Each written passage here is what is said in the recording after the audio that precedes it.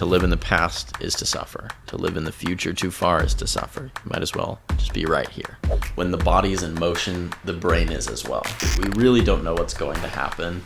Even if there's a prepped list, at the end of the day, things are always going to go off script. Like, that's just life. I think it's crazy that kids have to go to school for 8 hours and then they have to have homework. To me, it's very confidence inspiring to know it's not just one human. It's actually a whole team. Like, that's confidence inspiring to know. Like, I heard this argument that was like, don't volunteer. Yeah, it said don't volunteer, just work more and then donate the money. Like tens and tens of thousands of people coming together to make one picture happen.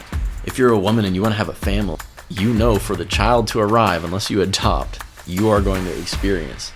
Welcome to the Willpower Podcast.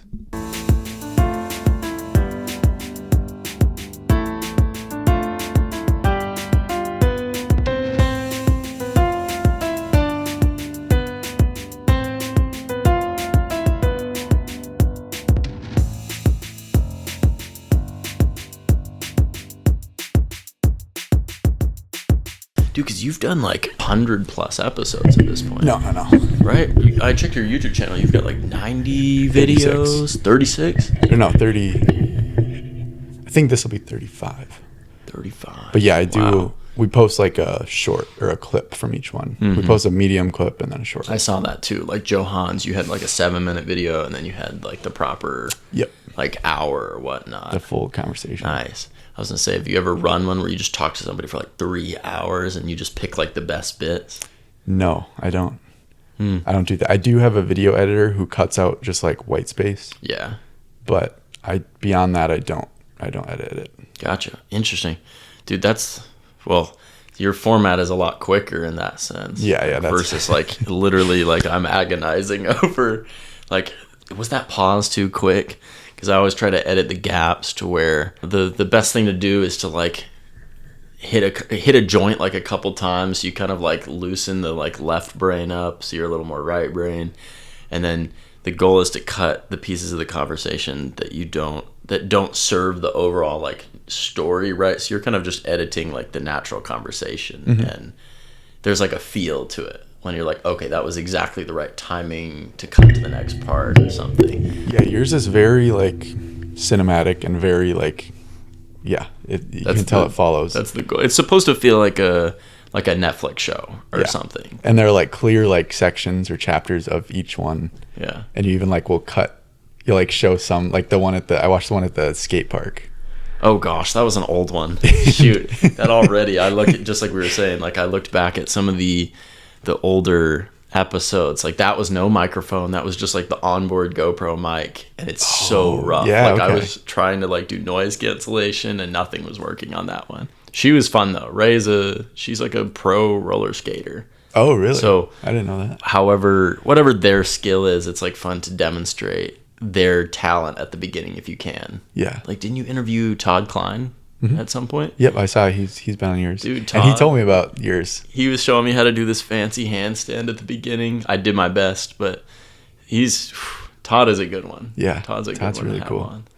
Cool. Yeah, I'm trying to think. Yeah, that's cool. So you kind of highlight their thing exactly in some way. If they have like a salient thing, because some people are more like jack of all trades, where they've worn a lot of different hats, and so it's a little bit harder to distill like this is your one thing, or they might not think that's their thing, right? Or they might have something else in mind. So now I like check in with them, where it's like, hey, what do you think? Like, I'm thinking yoga. What are you thinking? And they're like, right. Oh, actually, I want to tell you about X, Y, Z. So yeah. Kind of goes that way. But yeah, so okay, tell me about your show first. Because I'm sure a lot of listeners would love to hear like what it is. Gotcha. I mean, look at these guys. So let's see. So Promenade is a walk and talk conversation series, and it mainly formed from just the idea that, like, I feel like as you watch culture, especially if you have like a background in marketing or such, like I do, you start to see patterns and you start to see trends, right? And so for each like wave, each wave that comes in, there's like a swell that goes back in the opposite direction. Mm-hmm. It's like when others zig, you want to zag. And so podcasts have become super popular, and I love the format of podcasts. and I'm going to be careful in how I say this here. I love the format of podcasts, and it seems to me to be, oh my goodness, it seems to me to be a way that younger people, especially like those of us who grew up in like the TikTok generation and just with all the social medias and such, like it's a place that we feel comfortable expressing ourselves and what's important to us, you know. And I feel like a lot of the time those more authentic conversations don't happen outside in the real world. Like I know they do, but I feel like the podcast is kind of a container that gives us permission to express what we're really thinking and feeling in a way that we'll do it long form, right? Talk for hours with people just about things that are important or interesting to us versus just like a snippet here, a snippet there in regular conversation. And so Promenade is, if the rise of podcast is zig, Promenade is a zag, because as I look at that wave of culture, in my mind, I want those conversations. When I ask myself what kind of world I would like to live in, I want to live in a world where everybody has those conversations all the time out in the real world. And so Promenade is basically just that. It's a more engaging, to me, a more engaging format, just in the sense that it fits like my lifestyle, and generally like the people who come on, like they're pretty active, healthy people, right? And so we can be out and be walking. And so I guess in many ways it's, I want to show people that you don't need to be in any specific container to have those kinds of conversations, right? You could be anywhere. You could be walking down East 6th Street in Austin. You could be walking on the top of a mountain, hiking or something. Those conversations are always available to you, accessible. And so that's why we film them out and about in the wild walking, because I want people to see the people walking around in the background, right? That's always like a fun thing. If you've watched some of them, you'll see like some people notice that the camera is on while they're walking down the street, and so they're like waving at the camera or just doing, you know, like people engage with the camera. And so I want them to see that that's happening out in the real world. So there's like the fun aspect that there's unpredictability, right? Just kind of like when you watch Hot Ones or something, you get to see a different side of the person being interviewed because they're in an unfamiliar or less predictable situation. I will get a very different interview from Ariana Grande in a regular, 50 minutes interview style format versus when her mouth is overloaded with spice and she's crying, right? You get like a different side of them. And so in my mind, that's the same thing with just simply walking out and about in public. The environment is different. It's a little more unpredictable. So there's that aspect of it. And then the other fun thing, I think, is just it's easier to think when you're walking. I think I shared this with you off camera when we first met, that it's somebody, I don't know who said the quote, but it was like, when the body is in motion, the brain is as well, right? And so to me, like, I just think better when I'm in movement, when I'm walking. You notice, like, even us sitting here, like, there's a lot of, like, movement just in the hands and things. Like, I'm kind of restless. And so it's a very, like, natural, almost a natural accident that happened where it was like, what if we just do them filming? So it gives people a place to express themselves in a different container where you see a different side of them, and it's healthy. So that's pretty much it. Like, and then it's just a matter of which people to talk to. So in my case, I like to interview creative people, actors, musicians, writers, people who are like very athletically inclined in some way, like yoga or a fitness influencer or something. Like, I think in every person, there's something interesting waiting to be uncovered, and you just kind of have to ask the right questions to unlock it. Almost, it's almost like a game, right? Like, what question will be the one that like sparks the moment where you see the person really engage? And you don't need a camera to do that. Even it just kind of happens, or it can happen naturally all over the place. You know what I mean? Yeah. Have you considered, like, if you had a famous person on, you can't really walk in public? Okay, so I have thought about this. Yes. What's your plan? Okay, like let's say like Lil Uzi Vert agrees to go on a promenade. First of all, I'm gonna need a lower tripod because he's shorter. But second of all, we would probably just get a secluded outdoor space, right? There's got to be someone's property or something, with a walking trail or something that we could get away with walking on, where they're not going to get mobbed. I have thought about that though. Yeah. Like, you can't walk down 6th Street in Austin with McConaughey. Yeah. Because you'll get stopped every That'll be crazy. 5 seconds for a photo. Yeah. It'd be fun though. Just even that, even if we were just trying to have the regular, whatever our discourse being was, interrupted. the content would be great. That would You know be what I cool. mean? Yeah. How do you decide what stays in? Like what parts? Okay. Do you have the conversation and then you're like, okay, this is kind of like the overarching story. Mm-hmm. Let me just find the key points in it, or what is the? So there's a lot of preparation beforehand. So my guests get a whole list of questions, and then so basically it's kind of split up into 3 sections. We've got the introduction, which now is visually represented with an intro with a voiceover and stuff. Just kind of asks the like broader questions to the audience, right? My goal is to serve the audience, and my guests and I are both trying to do that. So I kind of like prep them in that sense that it's good to talk about the things that have happened to you, but there is that part that's taking care of the audience, right? At the end of the day, if we're going to broadcast it to hundreds or thousands or however many people, we want to give the audience something of value. So quietly, like letting the guests know ahead of time, hey, we're trying to serve the audience. Like all of our stories in some way are a mirror for what other people can learn in their own lives, take inspiration, get excited, whatever it is. So there's the prepping side of it, right? We do the introduction, and then there's what I call mind and method. How does that person interface with the world, right? What methods have they found through their own thing, whatever it is, to engage with the world in a way that makes them happy and helps other people, creates some form of success. And so we have those 2 pieces, and then we have the generally like an advice section. So it's like, is there a question I haven't asked you that you would love to answer? What do you think people can learn from you?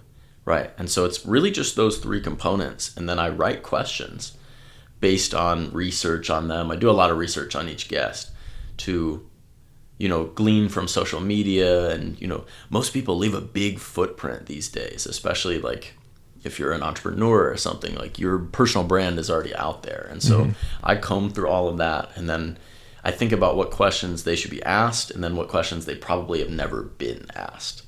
And then those are the questions I want to go for, to keep things just kind of unpredictable. But they get the questions about 24 hours before we walk. No longer than that. I don't really just want 24. Exactly. You don't really want somebody to sit there for too long and premeditate what their answer is, or in the moment they might try to rehearse in some sense. So it's got to be like 24 hours before. It's like, here you go, think quick, and then I'll see you for this walk.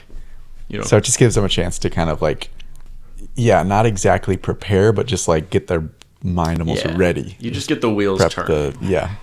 It's fun, man. It's fun. Every time is new, even if the format is a little bit different, because it's out and about in the world.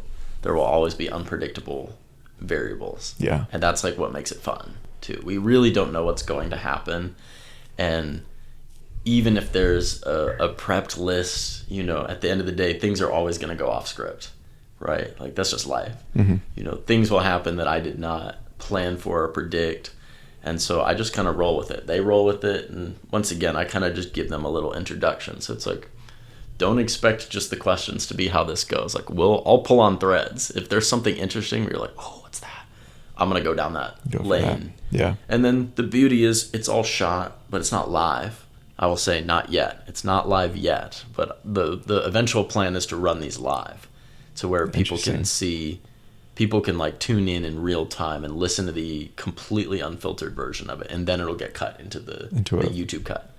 Yeah. Would you do like an Instagram live, or what? I probably do. Would be your plan? I was gonna say TikTok live, but we're about to lose TikTok unless Mr. Beast buys it. That is, he's talked about that. Lord knows. I'd probably do Twitch. I think Twitch is the best. Yeah.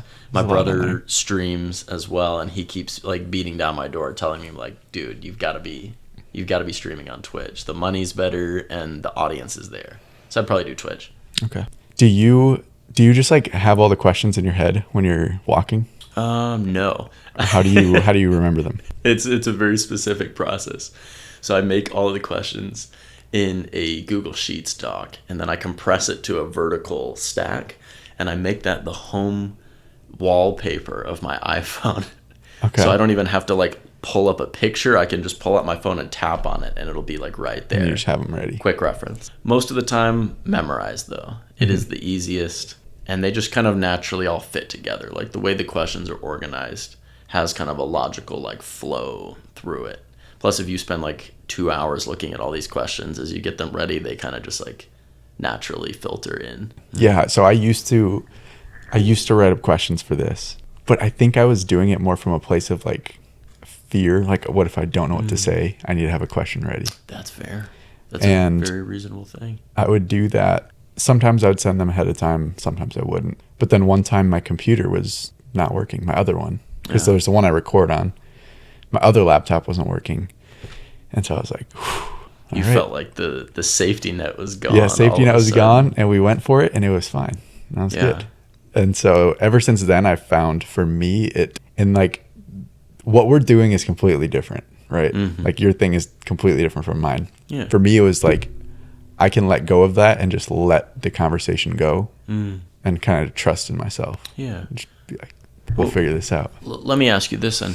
How many episodes of learning to be a host did it take before the safety net fell away? That's a good question. It was probably like 20 or 25. There you go. Okay, so it took 20 episodes is no joke. Like, I do want to commend you like that. To do anything 20 times that requires production and all of this setup takes consistency, and that is a critical life component I'm looking for more of in my life right now. The consistency. Yeah, absolutely. What does your life look like in terms of consistency? What's been your relationship with that? That's a good question. I'd say my relationship with consistency is complicated. It comes in ebbs and flows, and there have been times in my life where I'm very, very consistent, and there's other times where things have kind of slid by the wayside in the face of just like other personal challenges or such. The thing that's been important has been to identify like, why does the consistency fall away? Like, what were the factors that contributed to like a high level of focus and consistency, and then at what points did it slip? So I have identified over time there are like some key tenets that come to the times where at least I personally, and I think a lot of people as well, would feel most consistent. Namely, just like think about like momentum co-working, right? This group of people that's coming together to all focus at the same time, right? It's not that anyone else is technically helping us focus better, but just being in the aura of other people who are doing the same thing, who have kind of that same shared goal, helps us all become more consistent. And so I've noticed that's a core component of when I'm most consistent in life, is when I'm running alongside other people who have that same mission, right? Whether it's a health journey, like going to the gym, or even editing or such. Like when I started my like video project, my brother and I we both like decided we wanted to be YouTubers at the same time, and we wanted to produce content. And so both of us, in those first like a couple months of making videos, both of us would be checking in on each other every day, like, what'd you do today? What'd you do today? And so it was much easier to go the distance just having like even one other person who's like holding you accountable and in alignment with that same vision, even though like since then he's like pivoted to go focus on other work and such, and I'm kind of alone now. We got enough of the synergy going that I was able to make it consistent. But it's repetitions. Honestly, it's fun. Like, it's so much easier to do something consistently that you think is engaging and is fun.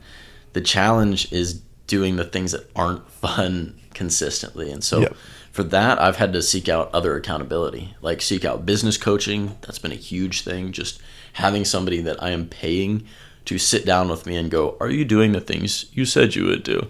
That is major. And that's been a lesson I've learned as well, is that sometimes the most effective way to get out of a rut and get into more productive habits is to literally invest in yourself. There's something psychological about having skin in the game, right? If something didn't cost you anything, it doesn't hold the same value a lot of the time in the mind, that knowing like, okay, if I go to this very specific coaching retreat and I'm paying thousands of dollars to be there, I'm going to be focused. Right? So I think sometimes you have to play with your own system and figure out what things will trigger it to get you the desired action, right? Yeah. And reward yourself. When it works out well, like give yourself a good feedback cycle, right? Right. Like how have you learned to be consistent in making these? Like what do you think makes it consistently something you do 20, 30 plus times? This is because it is so public. That's why I'm very consistent with it. Because I'm like, I know I release it every Wednesday, and I've been doing that. And like, if I didn't release it on a Wednesday and I, was a day late, maybe people wouldn't notice. If it was a week late, probably some people would notice. But in my head, it's like, everyone's going to know. And they're going to be like, oh, Will couldn't follow through with his podcast. And so I'm like, that's what keeps me going. It's just knowing that other people know about it. The accountability then. Yes, the accountability, audience. 100%. Dude, I was talking with somebody on this same thing the other day. Is this girl she's a dog influencer. Like she's famous on TikTok for teaching people how to train their dogs. Oh, okay. And she wasn't buying that because we were talking about accountability and staying consistent to something. And I was like, well, the thing that works for me is I just tell people I'm doing it. If I say I'm releasing a video this Sunday, I must drop a video this Sunday. I am compelled. And she was like, no, I'm not buying that. I was like, what do you mean you're not buying it? She's like, I don't think that's going to do it. Here's what you should do. Or she's like, this is what would work for me. I would tell somebody, here's $1,000 from my checking account. Give it back to me when I release the video on Sunday. And if I don't, you can keep it. I've done that before too. Have you really? For what reason? Okay, so I'm actually interested in getting back into it, but I used to do a lot of fasting. I would do like a 3-day fast, like once a month. And I was really struggling with it this one month. Like I would go a day and then I would like, my fasted brain, when I was like so hungry, would like come up with like little tricks. And it'd be like, dude, this, like, why did you do it this day? Like, obviously you have something important tomorrow. You should eat now. Then you'll start after that. Every time I would be like one day in and then hit that. And so that happened a couple times. And then I was like, okay, I'm going to Venmo my friend $500. And it's like, if I eat before this day, don't give it back. Yeah. Holy smokes. And he started like sending me pictures of cheeseburgers and stuff. That bastard. He's like, dude, let's go get lunch. It's on me. He said, Pizzeria right around the corner. Yeah. So yeah, I mean, that does work. My only fear with that is that I'm a little afraid of like losing my own internal accountability. If it's always outsourced, then I'll like, oh, now if I don't outsource it, I'm just not going to do anything. That's a very important distinction.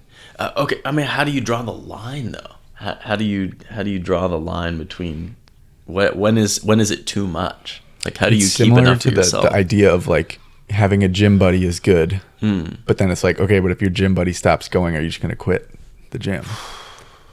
So there's a balance of like having external accountability is good, but you don't want to rely fully on it.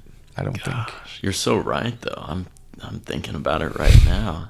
It's you need. I mean, it's the classic boardroom answer. It's about that balance. You know what I'm saying?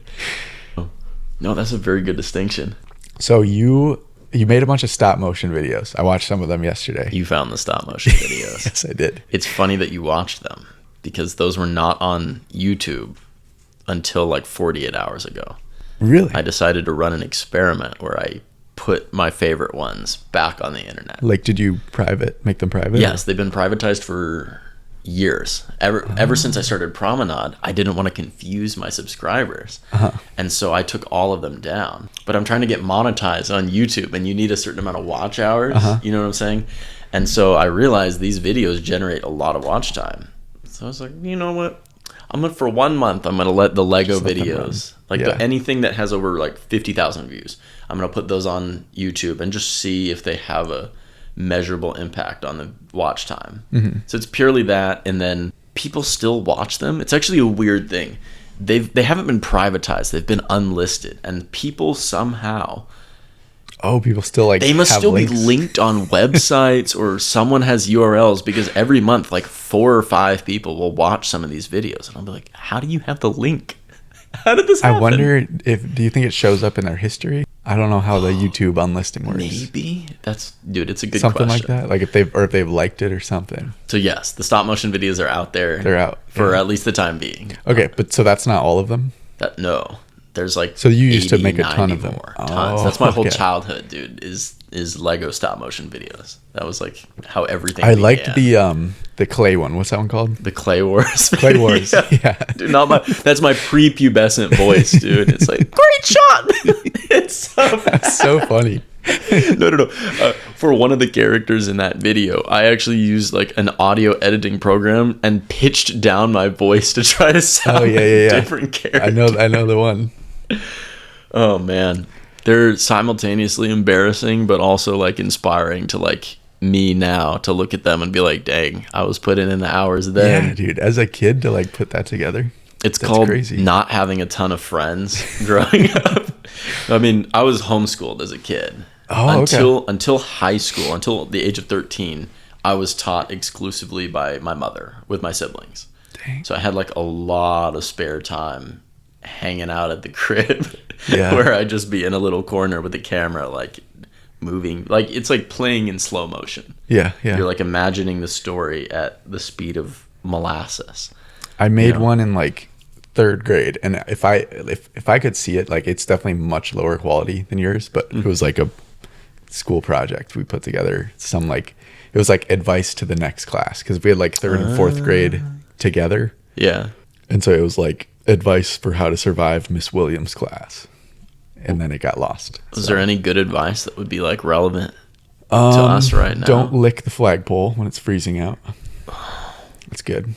These 2 kids did that, and she this teacher, she would like call people out in front of the class if you did something bad. She just hose you. Yeah. Wow. So she made them come in, like show their tongue, and then like call their parents. Wait, she would get on them because they licked the flagpole. Yeah, because they got like stuck to it. That's like punishment enough, though. Yeah, it's just insult on injury, dude. Right. It's like they kind of learned the lesson. Yeah, you got to be careful which flagpoles you lick. Yeah. Yeah, that's not PC. Living in Minnesota. Can't lick flagpoles. I don't blame you. Dude, I'm glad you watched those, though. That does mean a lot, because that's a deep cut. Those are like 10, 12 years old now, which is weird. Time flies. Mm-hmm. Time flies. You kind of blink, and that book we're looking at on the shelf over there is 14, 15 years old. Yeah, dude. But so I want to have kids one day. I don't know if you. I want a boy and a girl. Boy and a girl. For sure. Okay. American dream. Hopefully it's not a boy and a boy, and then you have to like give them away or whatever. No. That's great. Hey, look, man. I hate to break it to you. We're gonna have to get pregnant again. We're downsizing, unfortunately. Yeah. A bit of a layoff in the family unit. That'd be insane. No. Why do you want to have kids? I mean, tons of reasons. But what I wanted to get at was I want my kid to like have space to like find that thing he's interested in. Oh, my word. Of course. I think it's crazy that kids have to go to school for 8 hours and then they have to have homework. It's diabolical. And it doesn't give them space to like, okay, well, what do they actually want to do? What's like a cool thing they're going to work on and like get into? Or by the time they're done going to class and then doing homework, they're just going to want to shut their brain off and they want to stare at a screen all day, right? Yeah. That is probably the pro of growing up. One of the few pros, there's some pros, but pros of growing up homeschooled is a lot more like outside time, a lot more time just like freed up to just go do what you want to do. Like pretty much grew up like running around a library in Central Texas, right? Or outside, like crawling around in the dirt and all that. So that is a nice thing. The downside is you don't get to socialize with kids in the same way. Like it would have meant the world to me growing up to get more exposure to kids from other families, like other girls, other boys, like kids from different socioeconomic backgrounds. All of that is in flux depending on like how you want to educate your kids. But there's definitely some pros. There's definitely some pros. So what was that like for you going back into, or not going back, for the first time? Going into high school and like after that as well, the rest of your life? Oh, wow. That's such a good question. It was exciting. I pretty much campaigned. I don't know if I had like a PowerPoint presentation or whatever, but I definitely campaigned like, please, for the love of the Lord, let me go to a school with other kids. There's definitely like a sharp adjustment period. I think just in any state where you're in like a totally unfamiliar environment, there's kind of an asymmetry, right? Because all of the other kids, 95% of the other kids in the class have years of this socializing already built up.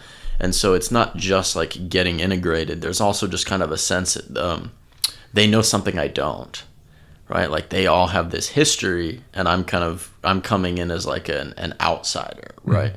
And so that's been like a theme I've kind of had to work through just growing up, is the sense of like finding exactly where I belong.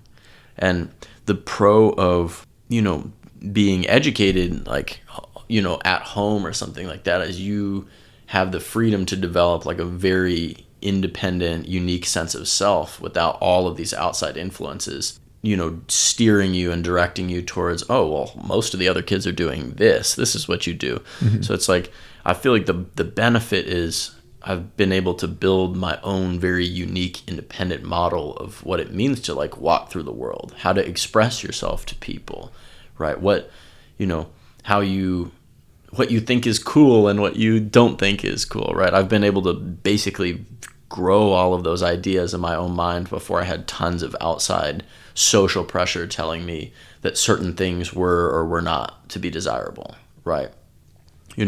So there's definitely that beneficial side to it, because I think about like going into high school for the first time. I'd already identified that, I have like a love and an excitement for cameras and for storytelling, and I'm like willing to express my authentic self regardless of what other people think about it, right? So I was able to integrate into school pretty nicely because I just went to the media lab, joined all the like film and communications and media related parts of school. Like I found my place very comfortably there, and I had a bunch of skills that I'd had a lot of room to develop in like art and design and video and using software and such that a lot of the other kids didn't have because they were socialized and grown in a different way. Mm-hmm. So it's like I kind of like naturally like found my own place in that. And then even just going through school and then going out to college. So I went to like a traditional university, the University of Arkansas, Woo Pig. Even that, like the experience has always just been a little bit more like I'm very comfortable marching to the beat of my own drum. Whatever it is, I will find that. And even if a bunch of other people aren't invested or interested in an idea, I'm willing to go after it if I think it's interesting.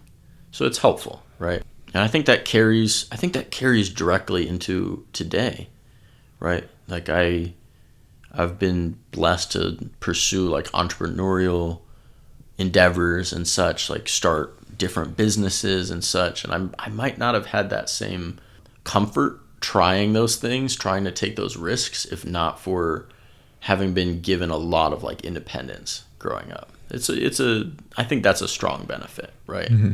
It's like, it's good to march to the beat of your own drum and find the things not that make you fit in necessarily, but allow you to stand out, right?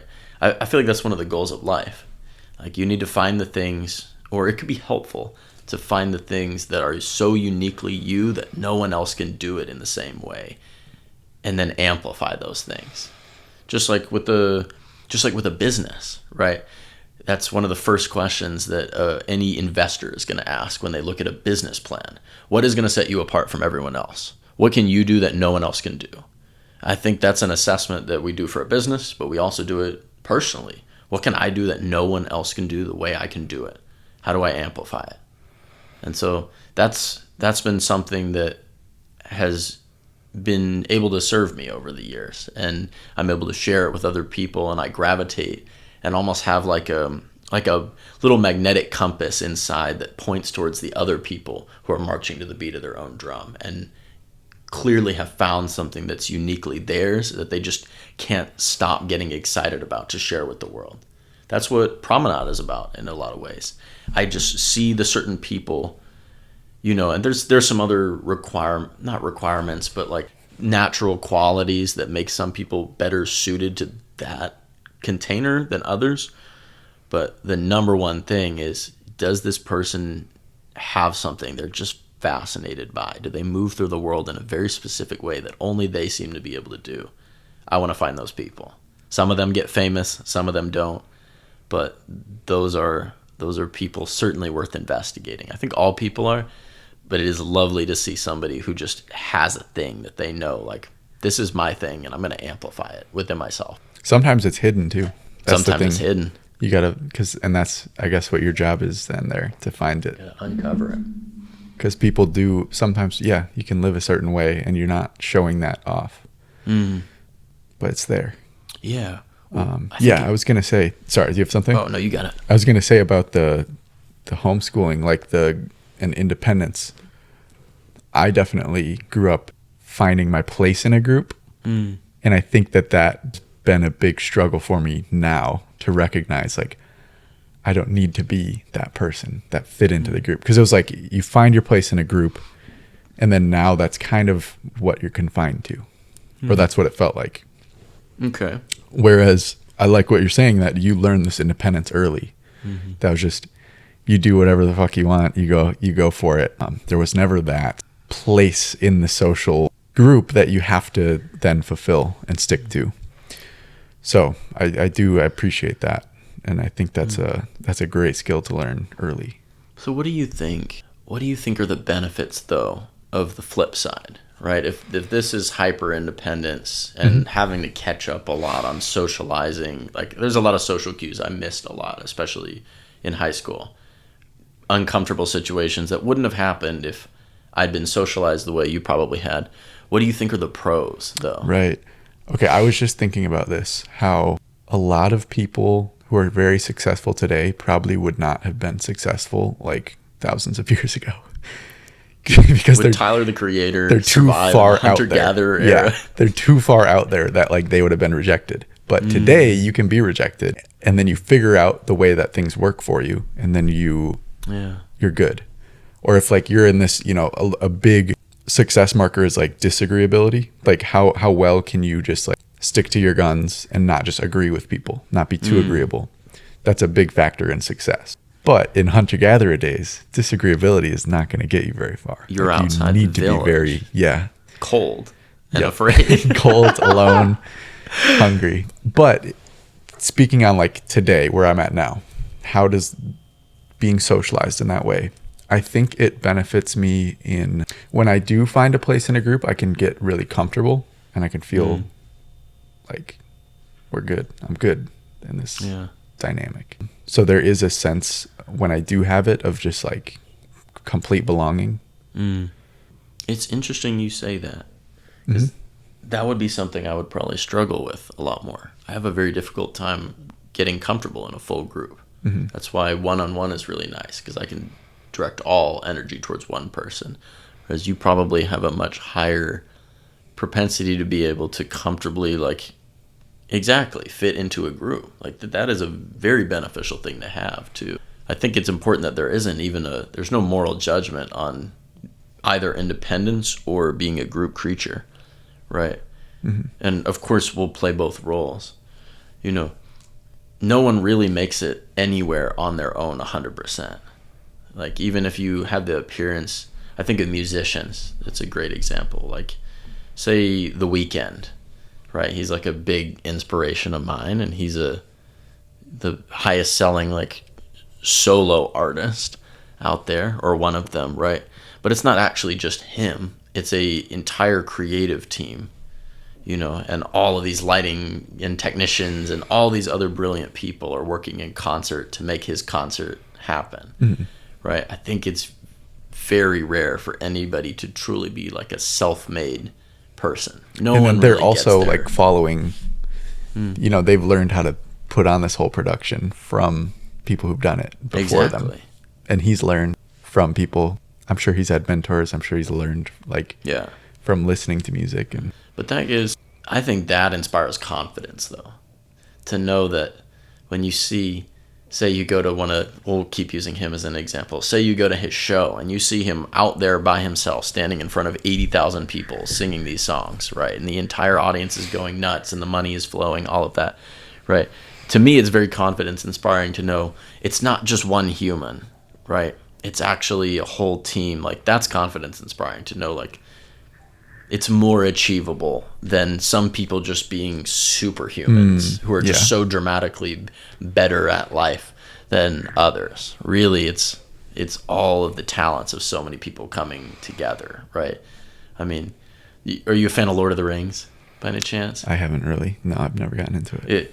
Enormous movies, like tens and tens of thousands of people coming together to make one picture happen, right? It's the same thing, versus looking at like Tolkien. Like, one person actually sat down and created this entire world by themselves.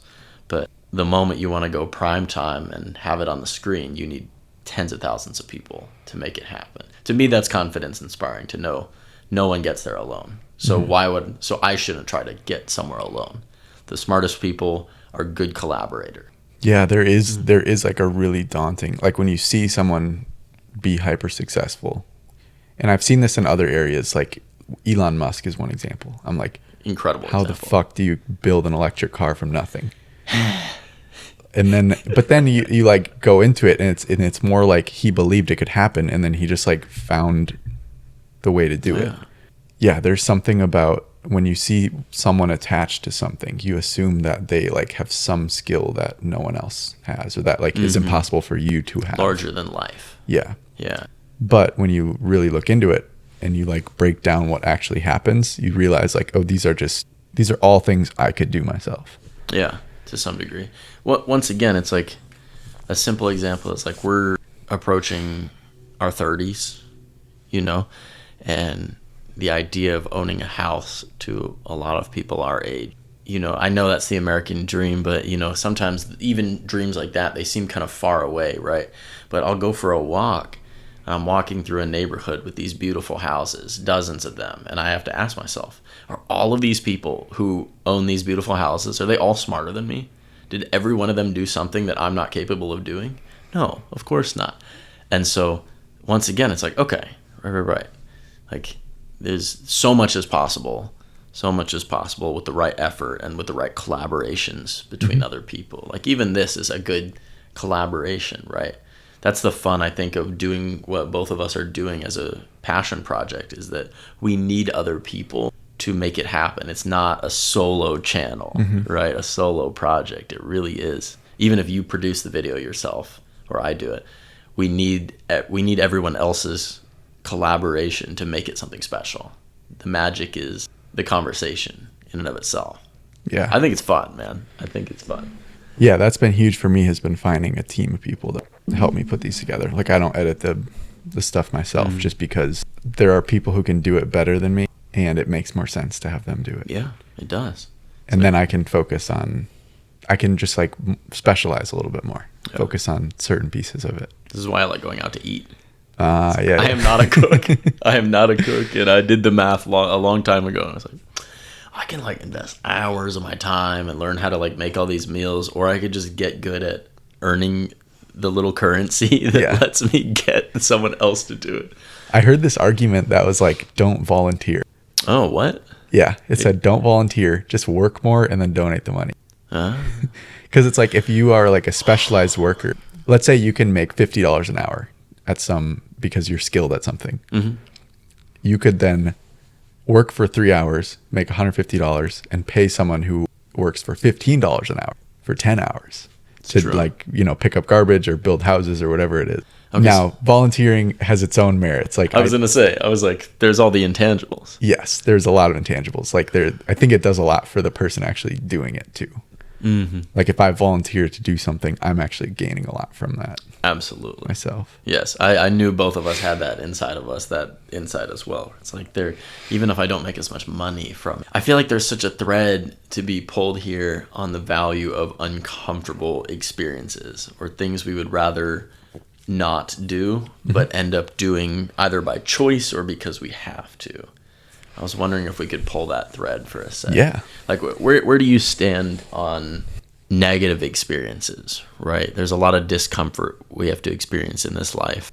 Are you at peace with uncomfortable experiences? Yeah. So, okay, let's break that down. Do you mean things we have to experience, as in There's no avoiding it, like sickness or... Let's say seeking out discomfort, right? Okay. Choosing to do like an Ironman or a mudder or something. You know, just something that's, in this case, physically, like, it's just going to be uncomfortable. Yeah, no, I definitely like to put myself through things that are uncomfortable.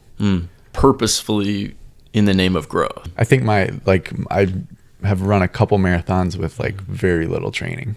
Now that's insane. Just because it was like it's kind of laziness, honestly. Because like I did train for a marathon one time. Yeah. And then I signed up for another one. And then I was just like, I'm just going to cold turkey it. Let's just see what happens.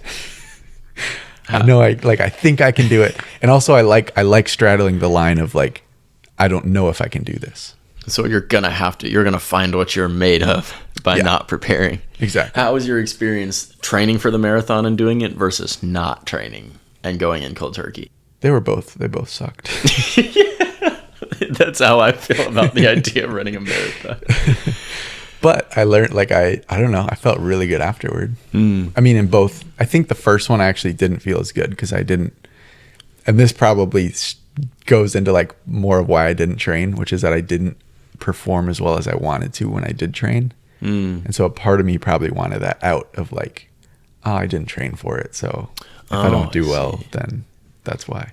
And yet you completed the marathon both times. Yeah. Three times, 3 marathons. So you found out you're capable of more than you physically could have imagined in the first place. But yes, okay. So to go back to like seeking out discomfort for the sake of discomfort, I feel like I don't do that as much anymore. Like I don't do uncomfortable things just because they're uncomfortable. Do you? Less masochism, more targeted. Yeah. Yeah. I also these days avoid. I feel like there's enough things that I already am going to have to do that are uncomfortable that I don't intentionally usually go seek them out as much these days. I'm thinking the most uncomfortable thing I can think of that I've done in like recent memory. About 4 months ago, I got a phone call from a guy I used to play volleyball with.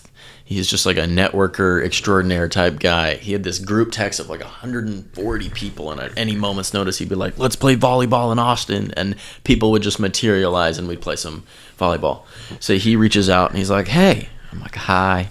He's like, how you been? Are you feeling healthy? I was like, yes, I feel healthy. And he's like, so I'm thinking about getting a group of like 50 guys together, and we're going to go to the Grand Canyon. And in one day, we're thinking about hiking down into the bottom and through it. And this is like at the end of summer. He's like, you seem like you might be dumb enough to do something like that. I was like, son of a bitch, I'm in. So we did indeed travel out to the Grand Canyon. And we started at the North Rim, which is higher, I don't remember. We started at the what I believe is the higher rim, and you hike about 5,000 feet down to the floor of the canyon, and it's 24 miles. So it's practically a marathon, but you're dropping 5,000 feet in elevation. You hike 10 plus miles down in the canyon, which as the heat of the day comes on, I'm doing research as I travel to prepare for this experience. Most people do this in 3+ days. It's not advised to ever pass through unless you're like a sicko. You camp at the bottom in the canyon and you wait for the heat of the day to pass. And then you finish. You start the next morning when it's cool again and you hike your way back up, which is, once again, it's like 4,000 or 5,000 feet up. And I'm learning all this as we travel out there to do it. And we're trying to do it in under 24 hours. It's probably one of the most like miserable experiences of my life in like an exciting way, but it's one of those things where you get about 2/3 of the way through and you realize that the only way out is through. You know what I'm saying? Right. Because you can't. Going back is longer than... No one has tents. Everyone has gear equipped for a day hike, right? So you've got a camelback, right? You've got all your food in your bag, and we've got a troop of like 50 guys walking like Boy Scouts, miles and miles and miles. And the heat of the day comes on about 2/3 of the way through this hike, the true like Grand Canyon heat. And you approach like 100 degrees. Like it's where, like, you know, in those movies where they show videos of like Jerusalem or something, and you see like the air waving from the heat waves. It was like that down there. Like everyone starts to get real quiet. You know, everyone's like all chatty and stuff at the beginning. 2/3 of the way through, no one's talking. It's just like everyone's in just like survival mode. How much water did you bring with you? So there are stations to refill. It would actually be suicide if there weren't. No, every let's say every 3 miles there's a fountain or something. So yeah, you can't always refill. There's actually a danger when you're in the canyon of overhydrating. Like if you drink too much water and too much electrolytes, you can also like get some form of heat exhaustion. I don't remember the technical name for it, but you can overhydrate and you can underhydrate. So you have to like hit the nice balance. So you have to feel it out in your own body. Right. Which is interesting when you're doing it in one day, because normally you would learn your body's natural pace for that experience, but instead you're doing the entire thing in one run. So I think I got out of the canyon in 14 hours through 24 miles. I remember the stairway up, which takes you up to the south room, which is where like all the tourists come to like take the photos of the canyon and such. So you start to get pissed because you're like hiking your way out of hell, and there's people who are like fresh and they're in Lululemon like and they've got a little camera. Exactly. And they're looking at you like, you know, like you're walking out of Mordor, Lord of the Rings reference. I just remember I never wanted to look at the canyon again, and it was the most uncomfortable thing I have intentionally set out to do. Would never want to do it again, but it is strange. There is a sense of strength that was gained from it, where you go, I can do that. I didn't even know I could do that, and I didn't really train for it much, and my body was capable of doing that. So it left me like in awe of what the body is capable of doing when it's put under duress. I think, especially in the Western world, there is this idea that we're more fragile. Like people are getting their feelings hurt on the internet and TikTok and things. But at the end of the day, like you're a tough ass creature. You will survive. The body will do almost anything to survive. And so it just, when we speak of seeking out discomfort, that was just something that like vividly comes to mind. Wouldn't do it again, but the seeking of the discomfort taught me a lot about myself and what I'm capable of, and the other people who came with me. It is extraordinary to see some of these people make it out, myself included. Yeah, I mean, I like hitting that.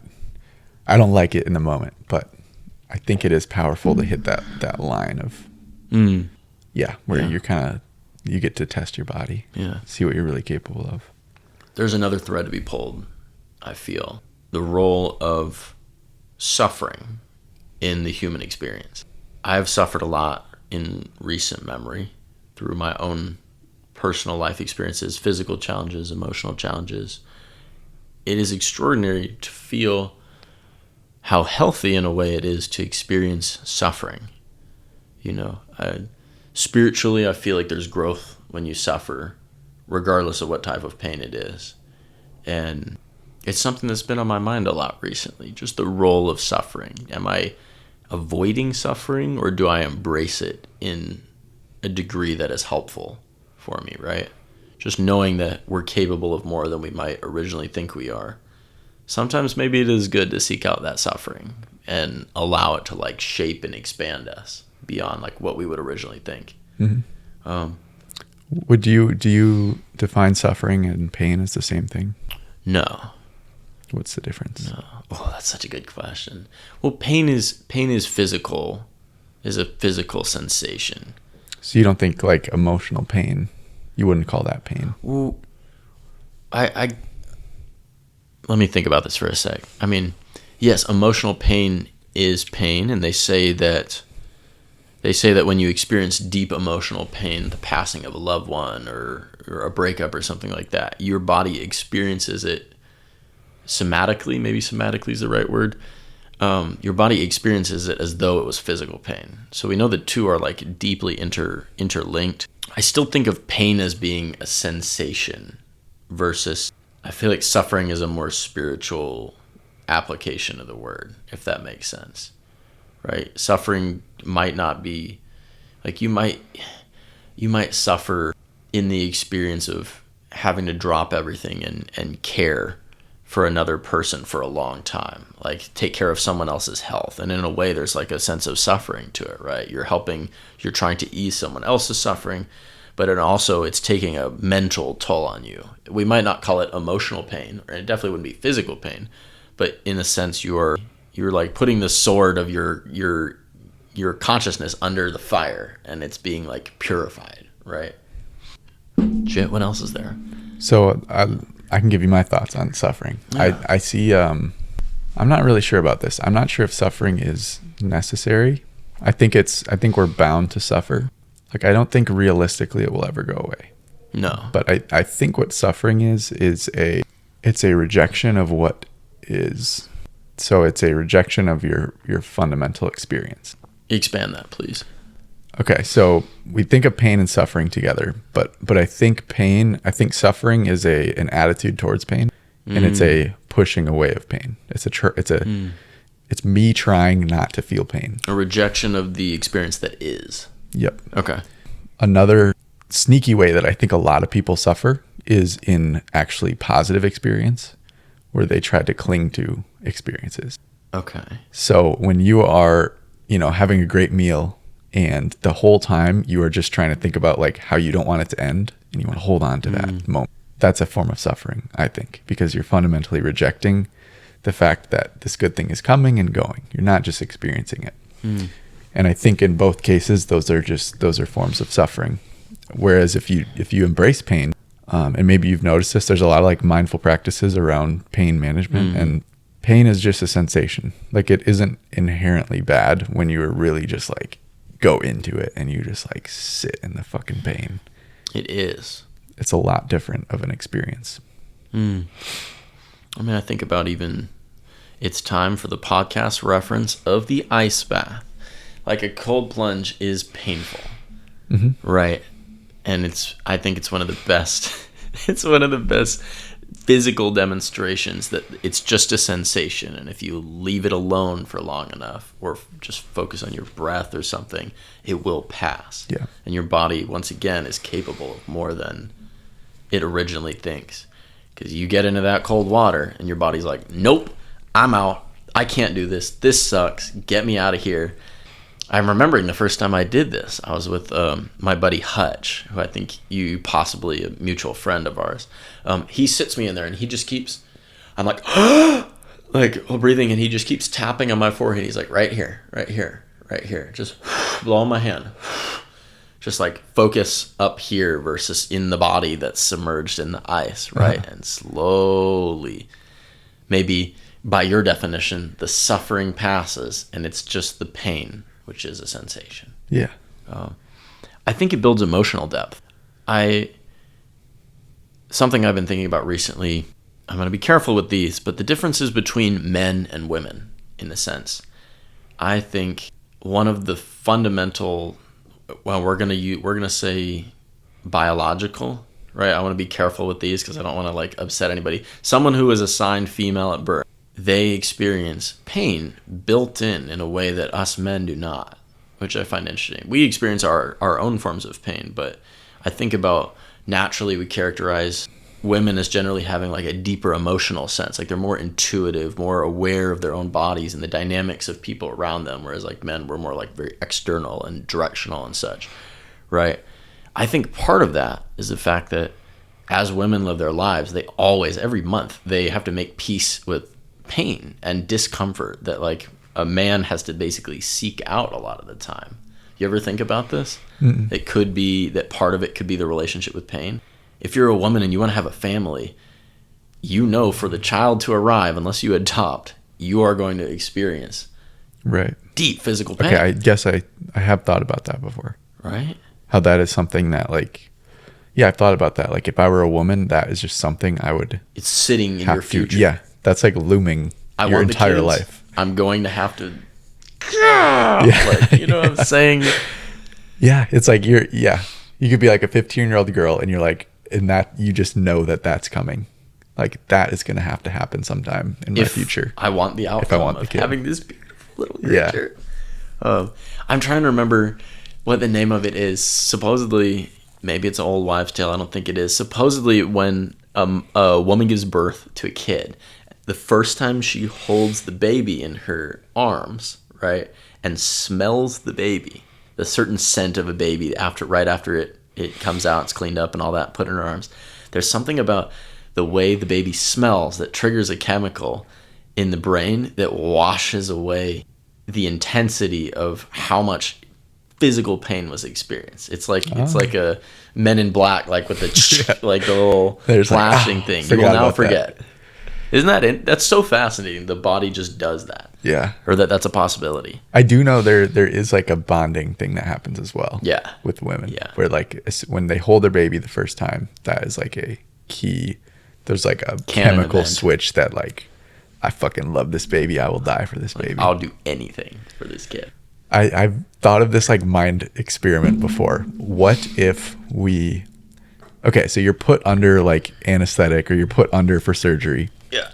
And you know there's those horror stories where you wake up in the middle of it and you're like paralyzed, you can't move. Yeah, sleep paralysis. Yes, but in a surgery.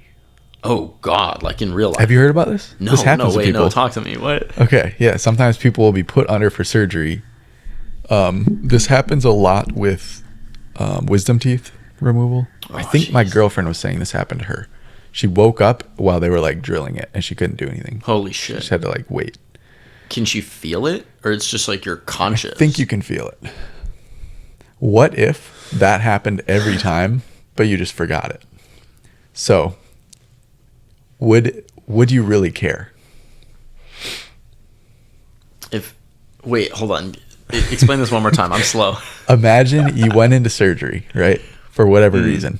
And you came out and you're just like, okay, I just was out for 6 hours and I'm back now. But what if But in reality, you were actually awake that whole time. You just forgot.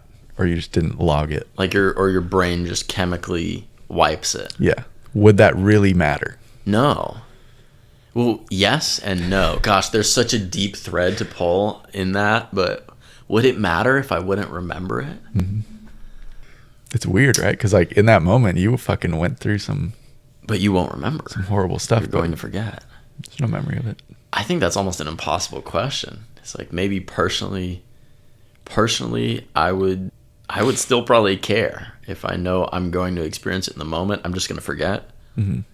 I would care, but I'd probably still go through with it, whatever the surgery was. Oh, okay. Well, God, I mean, if you expand it, right? So say it's like, we're going to amputate your leg. We're going to give you anesthesia, and it's going to make you forget that you're going to wake up 2/3 of the way through while they're sawing through it. You're going to be like, oh my God.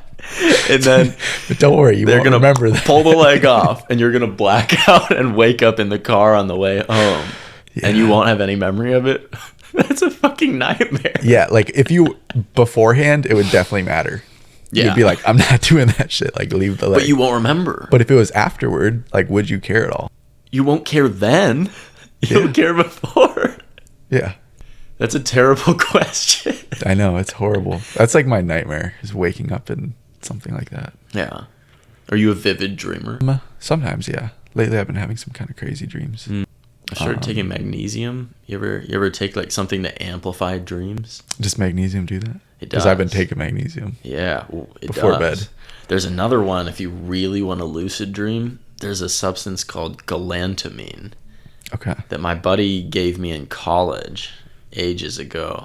And the way you get it to work, it basically gives you like lucid dreaming abilities. Like you wake up in your dream and you're conscious that you're in the dream, like some Inception shit.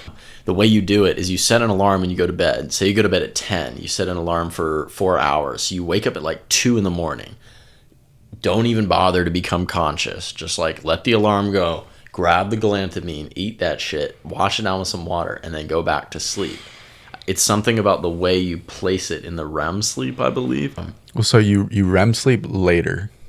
REM sleep later. That's the way the cycle works. You deep sleep for the first like 4 hours, and then you REM sleep the last 4. Oh, okay, so it's the last. Like, so then it's right before. Right before you start REM. That makes sense. And then vivid master of the universe control in there.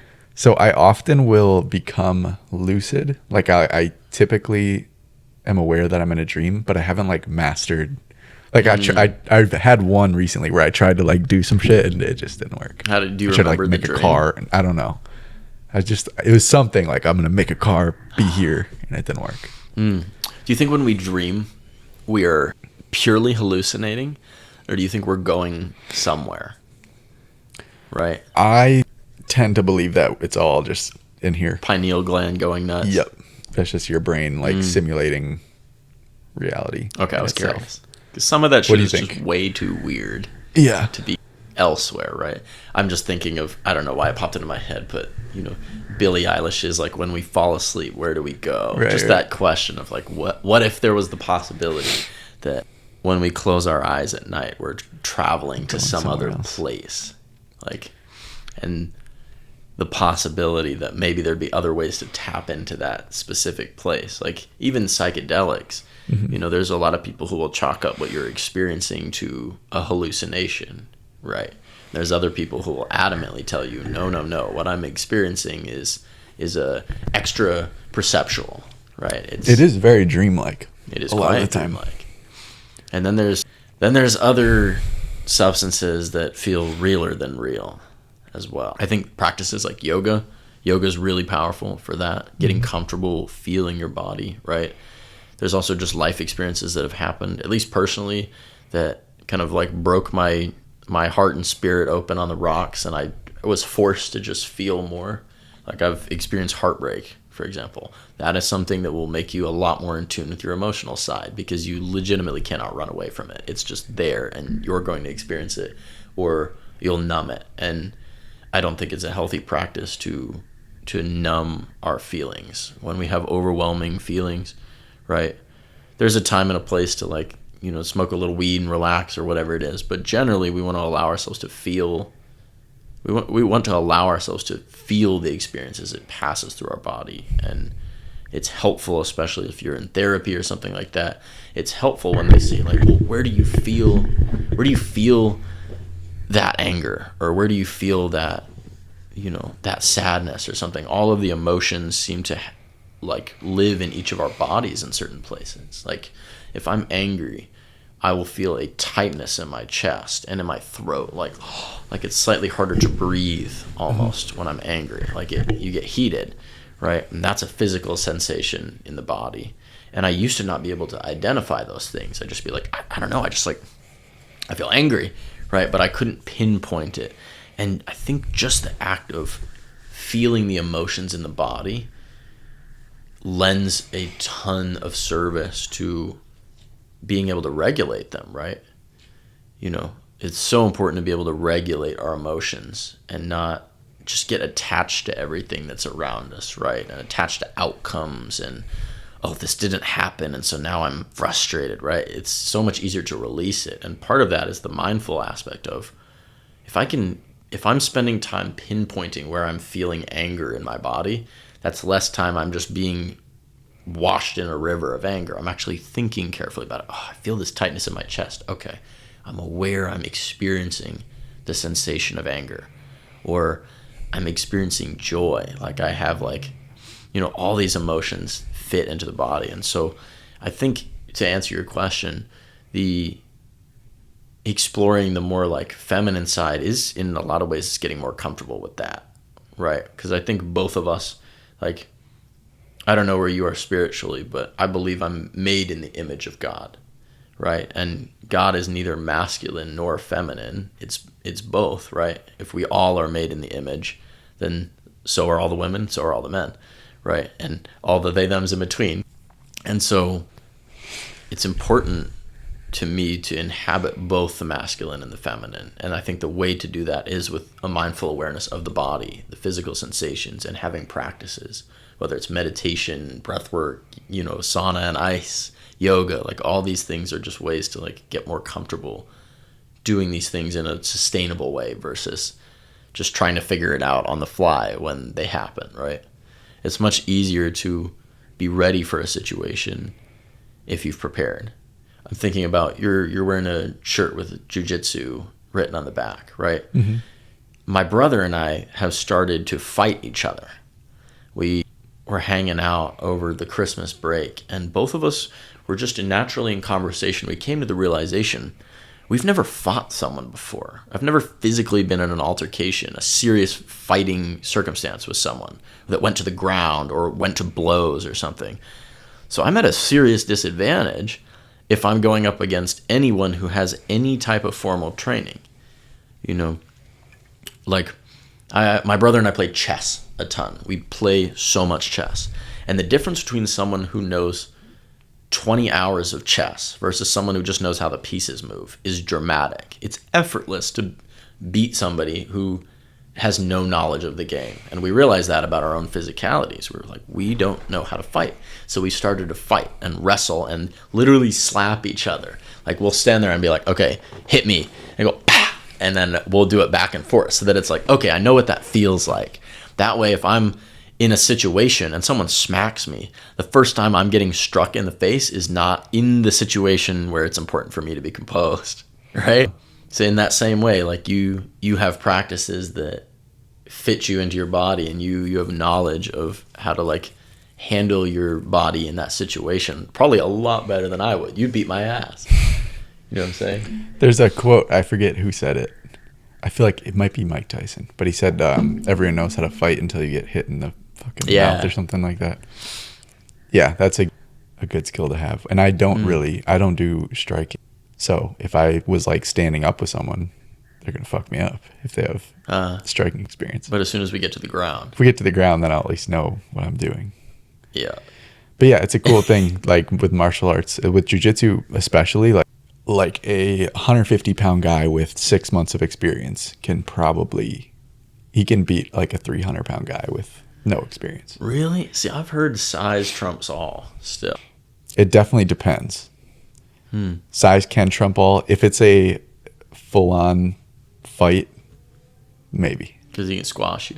Okay. Yeah. So say I know some jiu-jitsu. It's the podcast reference of jiu-jitsu. Say I know some jiu-jitsu and I'm in a fight against someone who's 50 pounds heavier than me. Am I better off standing up, or should I want to get to the ground? If you can take them down, that's great. Yeah. So you really do want to get to the ground. If you can be on top. Oh, shit, I certainly hope so. Yeah. You don't want that guy on top of you. No, I do not. But yeah, if you can get on top of him, that's great. It's kind of, yeah, it's good to be on top of big guys. And it's not Clip that. It's not as Yes, it is. It's easier to hold them down in some cases because they're so big. It's like hard for them to move around, and like little guys are like nimble. Quick. Yeah, we're quick. Nimble. We're like the dex. We're the dex players of the fighting world. Nice. Okay, heartbreak. Let's talk about that. Let's talk about heartbreak. What's been your experience with having your heart broken? Oh boy, shoot. What do you want to know about the experience of heartbreak? Have you experienced heartbreak before? Not really. Not super intensely. Because you would know. You would know very quickly if you had. I've had betrayal. That's kind of different. Oh, it's not too far off. Just the sense of losing somebody. Yeah, definitely. Really love. Whether it's romantically or not. But there was like a different kind of pain that came with that. That was like, it was also when I was a lot younger. And so I was very, I don't know if I got angry about it, but it was just a sense of like almost injustice. Just like, how could this happen? Yeah. In your adult life, it's different. Yeah. In my adult life, I haven't really had a big heartbreak, I don't think. I've had like minor, like someone I was seeing was just like, I'm not interested anymore. And I was like, oh, fuck. I was really excited about that person. Golly, that's but tough. yeah, nothing huge. I think it goes back to the suffering aspect. And now I know we have different definitions of suffering, so we can just call it pain. Yeah, I mean, the two are very closely linked. I don't want to go into too many details about that experience personally, but what I will say is I experienced a tremendous amount of pain, which forced me to get into motion in ways I hadn't taken quite seriously before. Like the pain and the discomfort of that experience will absolutely create changes in your life. The question is whether you will allow them to happen or not, right? think it is very possible to fight. It is possible to fight feelings, right? You can try. You can do your absolute most. And sometimes I don't even know if I would say sometimes there's feelings you should try to fight, but it's very, very difficult to sit in one place, and an experience like heartbreak will generate pain, and pain will provide you the experience you need to have, but you're going to have to get in motion. And that's what it did for me. It, made me examine myself and my own actions very clearly, very closely, to ensure that the things that led to that pain never would happen again, right? And it's given me a deeper understanding. I look at the world a little bit differently now after having experienced that pain, right? For the better. So how much of it is like pain telling you what you have to do, and how much of it is just like, okay, this is painful, I just need to like get through this? And I guess another question is like, how long does that last?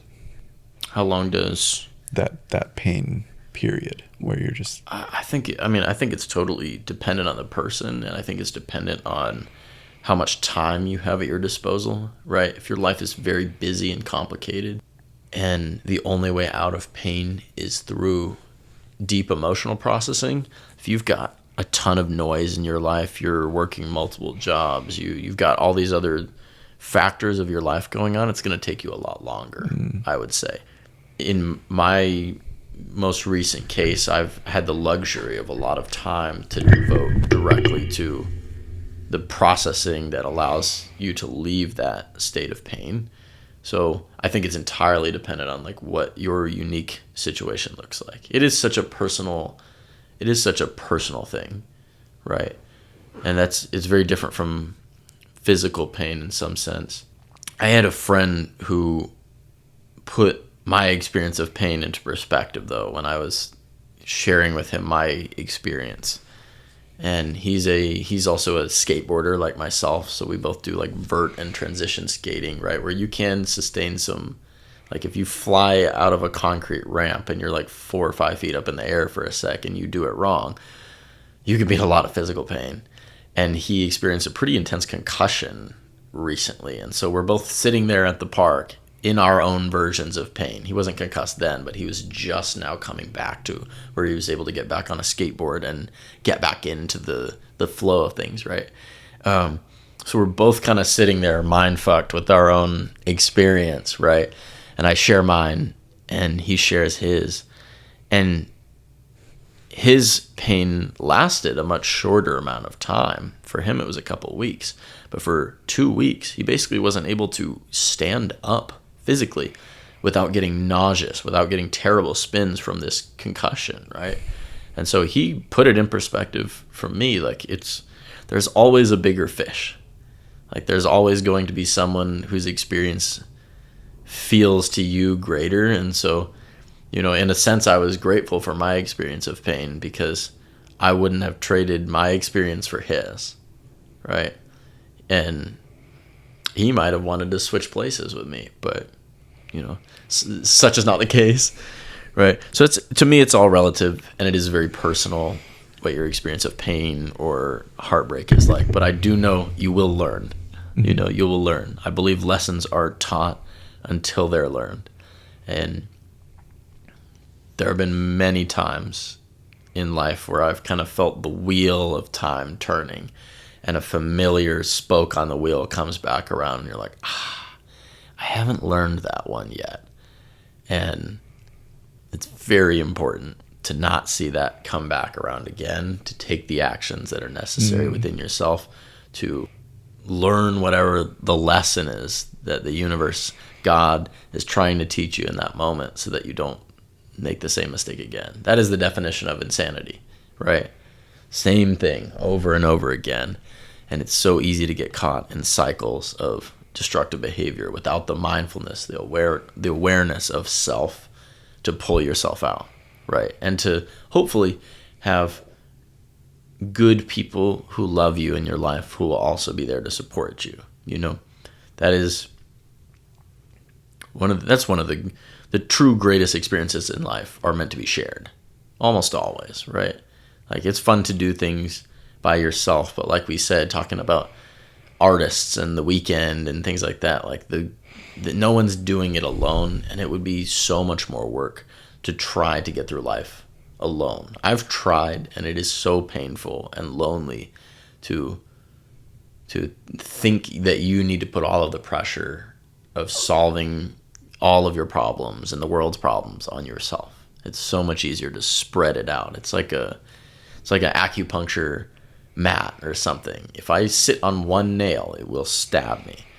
But if I sit on thousands of them, all of the weight is distributed enough that I can do the impossible almost. And so I trust, I have a lot of trust and faith in the people that care about me, that we're going to distribute the weight and protect each other. So I guess that's the nagging struggle, is that some of the experiences that we want to have are not going to be there when the time comes. And thus there's like a burning sense of FOMO that, I've got to make everything happen now. When as life goes on, the thing I just continuously learn is I have to be patient. And all the good things that are actually worth having take a lot of time. Yeah. Yeah. So it's just a sense of acceptance. You got to accept it. Let go. Right. Right. And then find like what you do have now. I think that's important too. Yeah. Yeah. There's so much in the now that is worth celebrating and being excited about. There's always something, and if nothing else, like, we always have each other. Like, there's always going to be good people worth meeting and investing time into, and everything else is finite or will fall into the sea one day, and the really good things that'll be left are going to be the memories and the moments that we made with people in the ultimate now, right? This is really all there is, right? And anything else is a separation of yourself or myself from the present moment, right? To live in the past is to suffer. To live in the future too far is to suffer. You might as well just be right here. It's good to plan for the future. It's important too. There's such a funny paradox in knowing that to have a successful, quote unquote, a successful future, you have to plan in the future. So mentally, you have to envision a future version of yourself and separate yourself from the present. But you simultaneously, for the most peace, it seems the most peace is found in existing in the present. So it's like this weird paradox that's never escapable. Do you know what I'm talking about? Yes, the delaying of mix between delaying gratification and then also being like enjoying the present. Not necessarily, as in the present is all there is. But for me to have a good future, I have to separate myself from the present to think about the future and sacrifice the present almost. Yeah. Yes, I do know what you're talking about.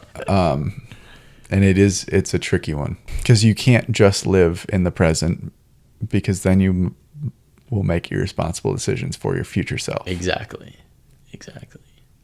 Yeah. Duality. But then at the same time, you can't 100% invest in your future self, because then you never will be present. Are present, which is all there ever really is. Exactly. Even your future self is existing in the present. Yeah. You just summed that up so well. That's like better than I could have said it. Like, that's exactly it. It's such a complicated, yeah. So again, there's a balance. Yeah. The dance of the human experience. Yeah. The now, the future, learn from the past. It is funny. It's funny. Like, there's so many intangibles, right? Half the things we spent our conversation today talking about are not real physical things. It's all abstract concepts and ideas, and yet these things sometimes are more real than the couch that we're sitting on, right? There's like almost a cosmic joke to it, that so many of the things that operate and fill our minds aren't even technically real, and yet we need them and they need us. And without thinking about these intangible things, our tangible reality will possibly not align with what we would hope for it to be. Yeah. And yet simultaneously, we have to make peace with the fact that this exact reality is all there is, and be at peace with that. I feel like there's a whole thread that we could pull technically about toxic woke culture, because this is actually a peeve of mine. Like us sitting around and talking about being present and being mindful is so good, but I've seen people whose lives are consumed with trying to live mindful, peaceful lives. It's like you can even overdose on the cure. You know what I'm saying? I'm just wondering if there's any way we could wrap it neatly in a bow, how to approach the things we've talked about in this conversation, just using me and you as mirrors for what this experience is. Right. How do you live mindfully without making your life about how to live mindfully? I think you have to take this thing not too seriously. There's a similar parallel, which is like in the, there's like a whole community of people who are like trying to live forever, right? Oh, yeah. These the life extending, yeah. Yes. But there's a paradox where if you stress too much about trying to live for longer, now you're stressed. Now your age, shortening your life. Your life expectancy goes down because you're stressed so much. So I think there is someone said it recently that like just extremism is just not usually the best way to go. And that comes with a lot of things. Like if you're like, oh, mindfulness is the solution, that's my life now. You might not end up exactly where you want to be because you've taken it too far. Don't overdose on your mindfulness. We're so glad you take ice baths and go to yoga, but it doesn't have to be our entire personalities. Yeah, another similar kind of balance is this, like you talked about this, embracing your feminine for men. It is great to talk about your feelings and be vulnerable with other men. It doesn't mean that you have to be that way every single time. All the time. You can also have like bullshit, surface level talks about sports and with wrestle guys. And fight and smack each other. Yes. Yeah. Like embrace it all. It doesn't have to be one way. Cool. What does your dream life look like if you were to be able to gratify everything right now? My dream life is one where I am surrounded by the people who love me and who I love. My family is healthy. My friends are healthy. I have no enemies, and the enemies I have had have turned into friends. We don't worry about money. We use money as energy to care for those around us, to provide and create experiences for those around us, and help those who have less access to the same energy. I think the world is meant to be experienced. Places are meant to be seen. Adventures are meant to be had. So in my dream life, I'm doing that, and I'm bringing the people I love most along with me. Home is not a physical location. Home is, as cheesy as it sounds, like home is inside you, and home is shared with those who you truly trust in life. And so I could be anywhere and be home as long as I'm openly loving and caring for the people in my life, who support me, and I have the privilege to support. If there's someone you love and you haven't told them that you love them, you should. I think if there's people that know you love them, you should remind them again. If your parents are alive, you should call them, tell them you care about them. If there's someone you have enmity with or anger towards, and there's a possibility for repair, you shouldn't waste any time. You should call them up and try to fix it. If you can, even if they don't want to, might be worth the try. At the end of the day, we're going to get to do this once. As far as we all know, we get one shot at this experience. So you might as well do it giving and experiencing as much love as possible. And money, status, possessions, clothes, all of these are just manifestations of a life well lived and are just tools. They're just energy.